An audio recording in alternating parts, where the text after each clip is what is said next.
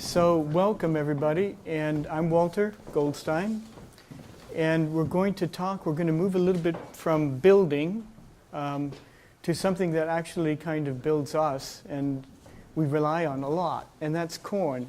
And whether we like it or not, it is really here. It's really the corn of it's really the cereal crop of our North American civilization. And it has really deep roots. And it's a wonderful thing, and it's something that we rely on, but actually there's a certain kind of erosion that's going on with it that I want to talk about, and how we're trying to actually do something different. And I should say I get along with a little help from my friends who help me out in many different ways by providing land or helping me to run our organization, which is called the Mandaamin Institute. And with Mandaamin, meaning corn or corn spirit in the Algonquian, some of the Algonquian languages. If some of you may know that the people who lived here when the whites came were Algonquians, and the Ojibwe up north, the Potawatomi down in the south, the Fox and the Sauk in the southwestern portion of the state. They were all Algonquians, and they more or less spoke a very similar language. The Miami they migrated around. And you had the Ho-Chunk, who were more of a Sioux-speaking, or like the Lakota speaking nation, and they lived around Green Bay and Appleton, that area in there. Now we have the Oneida, who were pushed in from the northeast, but the native people were the ones that made the corn. And I think it's worthwhile for a moment just to think about how it was done, because it was a wonderful, wonderful, wonderful occurrence. You had these grasses, and they didn't have cobs. They didn't have a cob, something beautiful like this upon which you have naked seed. They had actually, in the axils of the leaves, they did have female flowers, and they did make seeds, but they were hard. They had a hard seed case on them. They looked like little stones, and they were stacked one on top of the other in sort of like little columns. And so these tiny little seeds would be there all around the plant without any sort of central cob that would hold the seed together. And if you would brush up against those plants, those seeds would scatter, and like a wild plant, the plant would renew itself. Well, somehow a cob came into being. And that cob came into being as a very, very directed activity. And how it was made was rather unusual and amazing. And scientists fight over how it was made, and they can hardly believe that it was made, because once you made a cob, the seed would no longer be spreading itself around, and the wild plant status was over. You came into a new phase where people and plant were together. And that's one thing I want to say about this whole activity of making plants, of the plants that we eat, is that actually they're part human and they're part plant. They have to do with our desires, our needs, and the creative activity of the plant kingdom. And somehow between the two, between people and between plants, a partnership is made. And that partnership has gradually become so productive that we have this amazing, it seems like a pun to say amazing, but we have this amazing partnership and this amazingly productive plant. And when you go around the country and you fly over the Midwest, as I spoke of last night, and you see all these fields where this one plant, despite all the bad soil, despite all the chemicals, despite the abuse that modern farming has brought about, that this one plant is so tough and so able to take it and so able to continue to evolve, that it's most fantastic thing. So what I want to show you here is something that occurs in the field fairly often. This is a beautiful example of it, and it appears on a branch, on a side branch of the plant, which comes from the ground, called a tiller. And what it is it's a tassel. So I think you probably all know that the corn plant has a tassel on the top, which has male flowers and produces pollen. whereas the female plant has, in the axils of the leaves, it has a female or set of flowers in a little organized cob. And they produce silks, and each silk comes out very demurely, comes out of those leaves, and the tassel on the top releases its pollen, and it drifts down, and once a pollen grain lands on one of those silks, it germinates and grows inside the silk down to a little egg that's in that cob in the axil of the plant. Well, that's what was made. That was created by the native people, and that you actually had that cob, and that cob is actually something very special. What it is it's a side branch, a whole side branch. It's like, if you can imagine, a side branch that has become condensed and held back, and the tassel that was on that side branch became femalized. In other words, all the male flowers changed their sex into female flowers. And that tassel, and you'll notice whenever you buy corn in the store and you strip off the leaves, have you ever noticed that there's a little stalk beneath the cob, and the leaves are attached around that stalk, and that's actually the leaves on that stem, on that branch.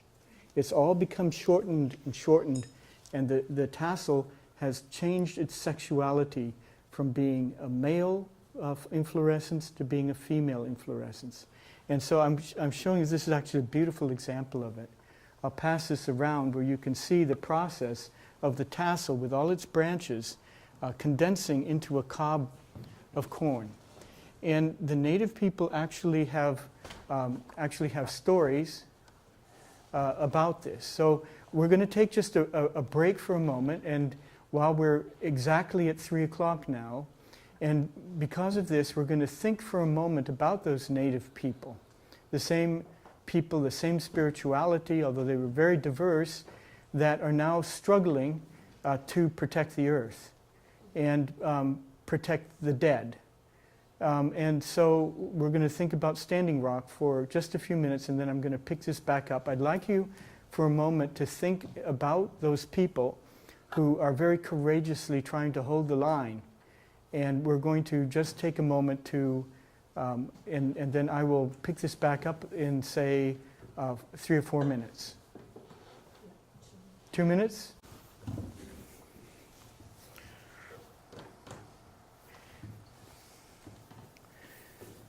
The corn as well is very much connected with the spirituality of native people, and how they believe it's the most holy crop. And part of it is that it's connected with people. It's connected with people in a very deep way. And it's also connected with the dead. That the native people in many of the different tribes, those who were agriculturalists, have this conviction that the dead actually live in the corn, that actually they are the ones who grow the corn. And so corn is their relatives. And that's a very profound, very profound thought and experience. I visited the Hopi, as some of my corn was developed by the Hopi, and then I took it further and began to recognize how incredibly profound corn is for those tribes. And this living in and feeling that the corn is actually their relative, the way that they treat it in the field, the entire the purpose it actually has in the family structure of the Hopi. It's an incredibly significant and important crop. And so I'd like us just for a moment to come up and grab look at some corn and grab an ear and take it back with you. You can't take it home, but you can at least come up and take it back with you so that you actually have something in your hands. This is not just an abstract thing. And grab a corn of your choice. There's different ears here, and I have them of many different colors. We have yellow corn. We have black corn. So red, Jenny, that's so red it's almost black. Some are so blue they're almost black. Some are red, some are yellow, some are white, just like the races of humanity. They, that. And this is a crop that's been more genetically engineered than any other crop. And it can take it. And this is from the Amazon. This is one of the very primitive corns. It's just absolutely gorgeous with especially high nutritional value. It has, this is one of our white corns that we're converting so that it cannot be pollinated by GMO corn. This is sweet corn. How many of you have seen sweet corn before? Yes. I mean, you've all seen sweet corn, but I mean really the seed and so on. So anyway, for those of you who have corn, you really have something in your hands that actually has a history and is connected. Is that this very special partnership between people and plant is incarnated in that corn. And where is it going to go, So I'd like you just for a moment to feel into that corn. Just what is this corn? What's associated with it? What is your nature, dear corn?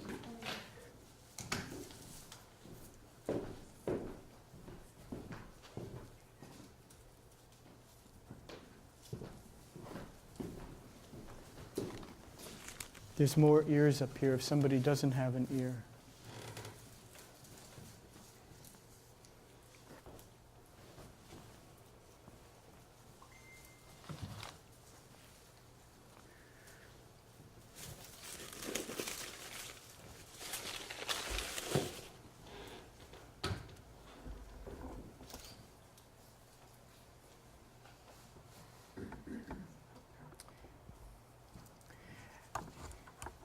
And it's the most amazing thing. I'm going to talk while you're sort of feeling that corn. I just want to say a few words here.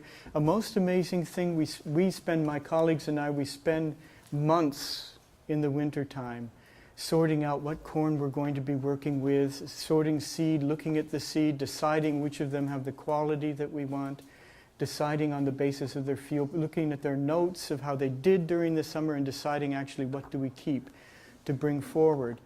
And as we do that, you can get a kind of a feeling for where is corn? Where is this plant? It's not just genetic machinery.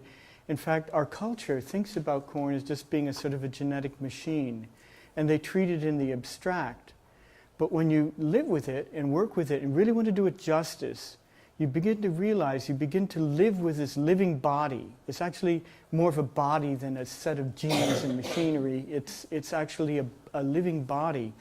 And you begin to sense how that body is at different times of the year, that living body. And at this phase, you can actually, once you start to grow the corn and you feel the difference between now and before, you can really feel, well, the corn, it's there in the seed, but it's kind of like it's outside. It's outside the seed. It's like in suspended animation. At this time of the year. The body is in suspended animation. It's like its inside is out. And its inside, it's like the Beatles song, the inside is out and your outside is in. Well, your inside is out, now you're out. It's out. It's not quite in, even though it's in the seed. And so you have this feeling of working for months with this somewhat disembodied being. And then you plant it. And up it comes, and you can actually get a sense for, when it comes up, how awake is this plant. And if you work with the plants for a while, you begin to sense that, they're sensing. These plants are actually sensing. You can sort of, look at the form, whether it's a kind of a dull plant or it's a plant that's actually more in sync with its environment and more awake to its environment. And to what extent can this plant actually sense its environment? That's actually important. And then you sort of see, well, the plant isn't really, its inside is out. Its outside is in. And now the outside is actually in. It's in what it's experienced from the outside. And then you begin to notice that, there's never any one point where the plant is exactly, you can catch it all at once because it's constantly changing. So when you say, well, what is corn? Well, you say, oh, it's the seed. Well, no, it's actually not in. But it's in this dynamic, but there's never one point where you can catch the whole plant until it dies. And there you have the whole plant in front of you, but it's dead. It's kind of a dead image of what it was. And so actually what do you say? Well, Bente says childhood is a verb, but corn is a verb too. And so you have this sort of like, oh, well, how do I get a relationship to this verb? You know, to this becoming. And so the thing is that as a breeder you have a chance to participate in the becoming. You know, you actually have a chance of guiding it and working with it and being in partnership with the becoming and where does it go. And that's what we're trying to do at the Mandaamin Institute.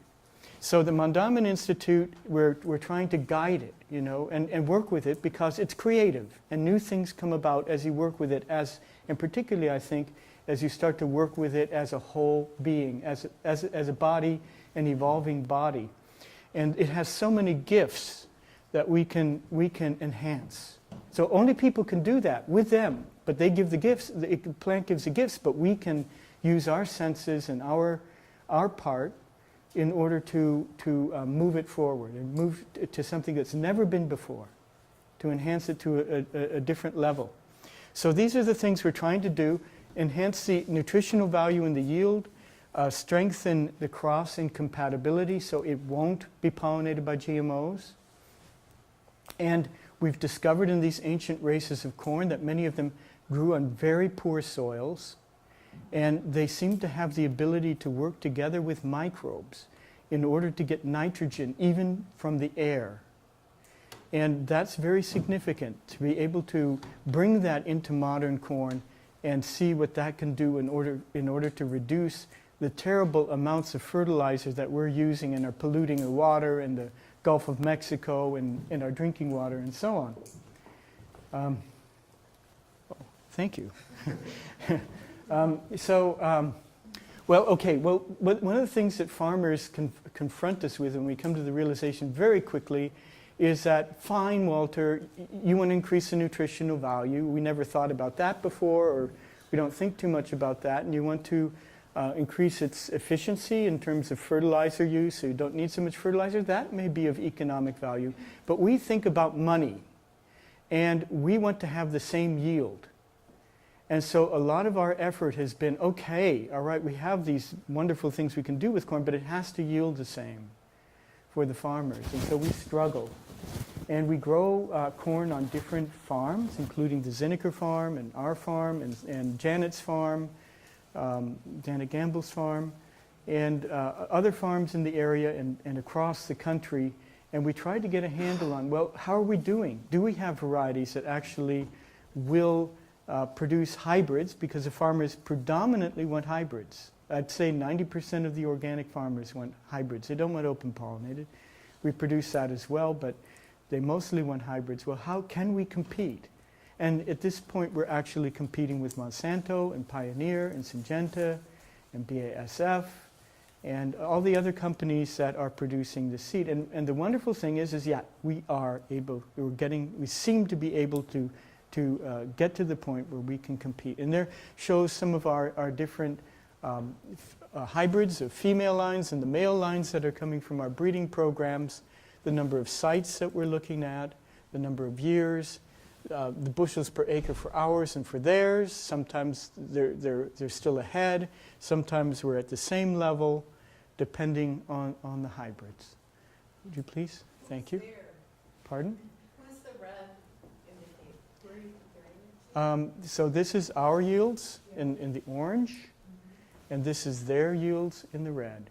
So conventional hybrids. So the hybrids, if you're an organic farmer and you want to grow a hybrid, you go to several different companies. Those companies get their seed that they use. They're sort of from a broker firm. The broker firm gets it from the big companies. And the organic farmer doesn't know which company has produced the varieties that they're using, but they're probably mostly Syngenta or Pioneer or Monsanto or BASF or Dow. So they're mostly the big agrochemical firms that do the breeding. And they do the breeding under chemical farming conditions. Those corn varieties are very good at yielding, and they're very good at standing, but their quality is very poor. But they can yield like crazy, and they're reliable. And we have to be able to pull off the same sort of performance. Do you use the same variety to compare your different varieties to? Often we use several of the conventional varieties and we average the check value.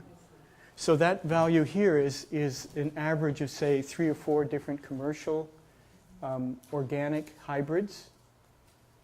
And then we're looking at the yield of ours versus that. Thank you. Sure. And what about the moisture, since yours is higher than? They are higher. Ours is higher. That has been a struggle to get the moisture down. And this is data from the last, I think, 4 or 5 years. And we seem to be catching up. I'll show you some more data a little bit later on from this year, please. Well, good. Yeah. Maybe you should explain hybrid versus open pollinated. Okay. The question is, what is actually a hybrid and what is an open pollinated? An open pollinated would be if I give you a variety and you grow it year after year after year on your farm and you keep back your seed, it more or less looks the same. There's a lot of variation. Some plants are this tall, some are this tall, and the ear is maybe varies in height, but it more or less looks the same. And you can keep that variety. A hybrid is made by crossing 2 different things that are very diverse, and usually when you cross them together you get an extra yield. And that's why the farmers want to grow the hybrids, because they get maybe 1/3 to half more yield when they grow them, and that makes a big difference to them, especially under stress conditions. And believe me, we're having more stress conditions. And the hybrids really do help the plant, push the plant. The hybrid vigor helps to push the plant through the stress. The plant doesn't experience the stress probably as much. And the extra vigor makes a difference.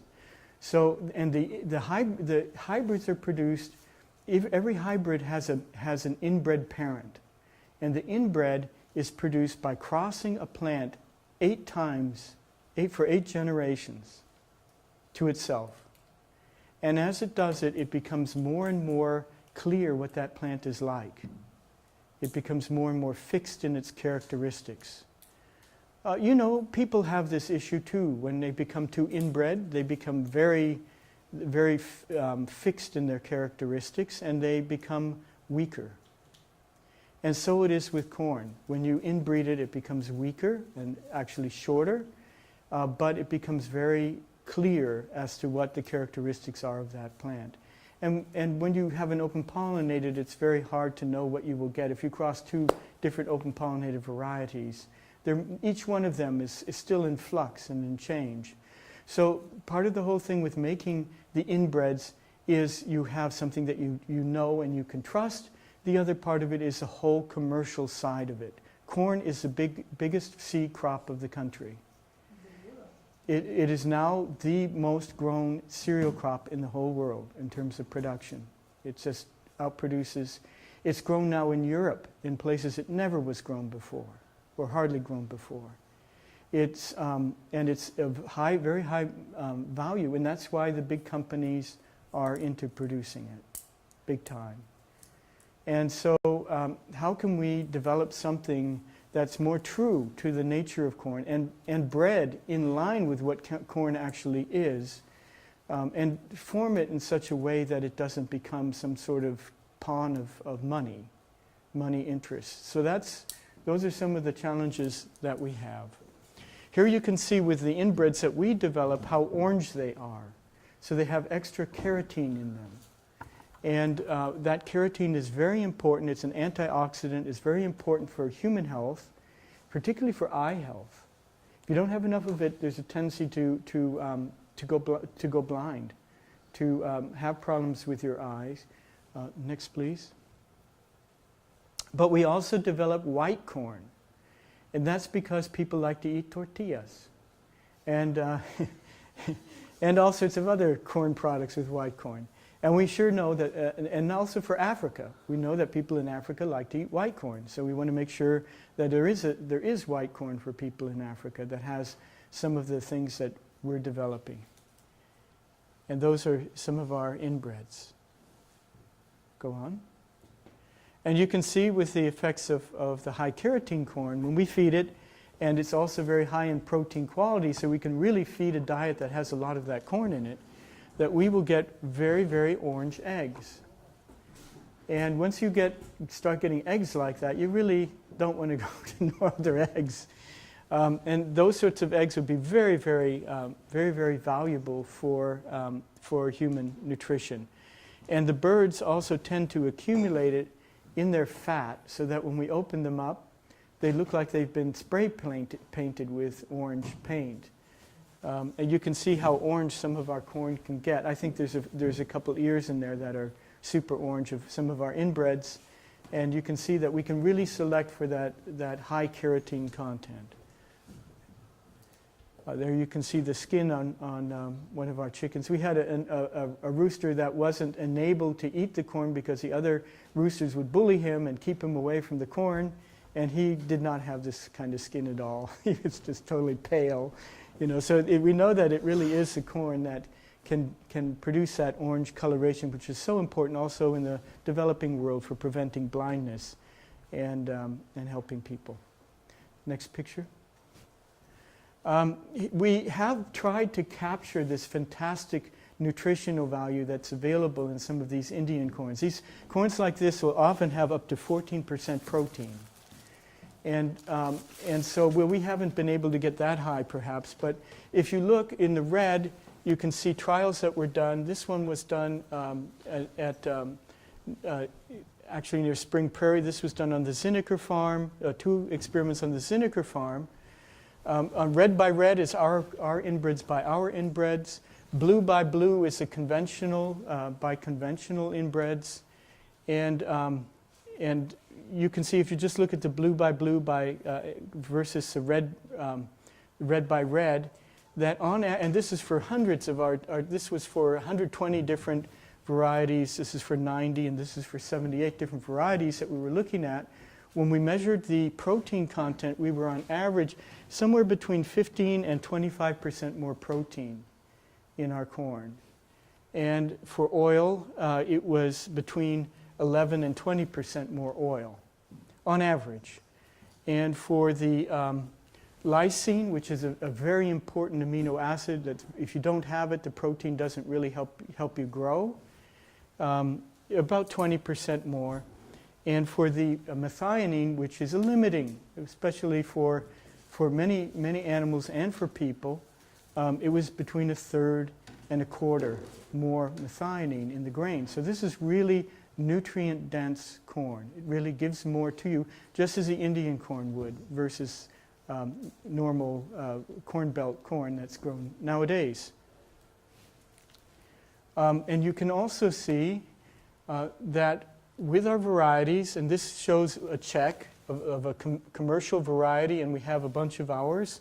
This was by Spring Prairie, and the yields that we're getting, we're doing fairly well on those yields.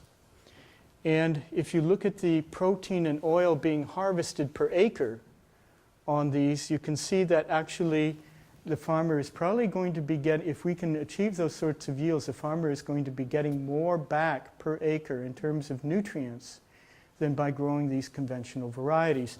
In fact, this variety here, 172 bushels per acre, produced 907 pounds of protein and oil per acre. Well, this one here of ours produced 135 bushels per acre, and it produced the same amount of protein and oil per acre.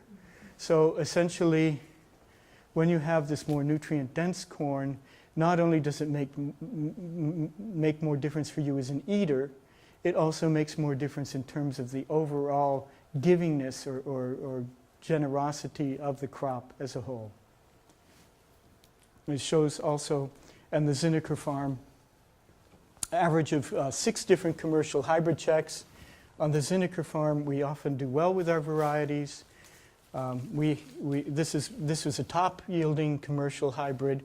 Here you can see ours, another commercial hybrid, but on average of the 6 commercial hybrids, there were many of them that didn't do so well.